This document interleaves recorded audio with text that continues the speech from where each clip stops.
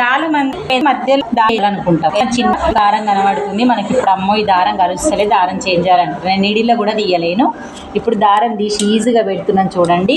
ఇక్కడ నాకు రబ్ చేయాల్సి వచ్చింది, కొంచెం క్లాత్ అనేది ఐరన్ బాక్స్ తోటి కాలిపోయింది. కిందికి సేమ్ క్లాత్ పెట్టుకున్నాను.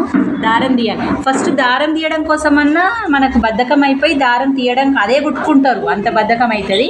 సూదిలో కూడా దారం తీయలేను. చూడండి, దారం ఇక్కడికి తెంపేయండి.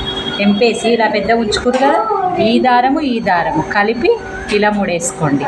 ఎలా ముడేయాలి? ఇలా రావాలి ముడి వల్లనే మనకు సూదిలో కూడా దారం పోతుంది అన్నట్టు. ఈ ముడి కరెక్ట్గా ఇలా రావాలి. ముడితోటే మనకు దారం కరెక్ట్గా వస్తుంది అన్నట్టు. ఇలా ముడి అంటే 2 ముళ్ళు అయిపోయినాయి. ఇలా 2 ముడి పడ్డాయి కదా. ఇప్పుడు వదిలేసేయండి. వదిలేసి సూదిలో దారం తీసుకోండి. ఇలా తిప్పుకోవాలి. దారం సూదిలో పట్టుకోండి. ఇలా మధ్యలోకి దారం తీసేసి సూదిలో కూడా దారం వచ్చేసింది సూదిలో కూడా దారం. ఇది సేమ్ కలర్ ఉండుకు మీకు కనబడతలేదు, నేను పక్కన తీసి పెడుతున్నాను. ఇక సూదిలో దారం కూడా బయటకు వచ్చేసింది.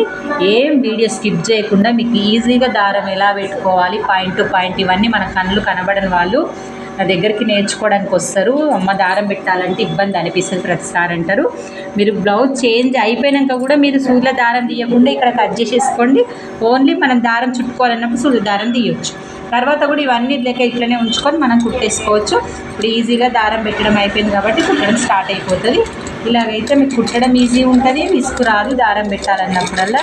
ఓకే ఫ్రెండ్స్, మరి వీడియో నచ్చినట్లయితే లైక్ చేయండి, షేర్ చేయండి, కామెంట్ చేయండి. బాయ్ మరి.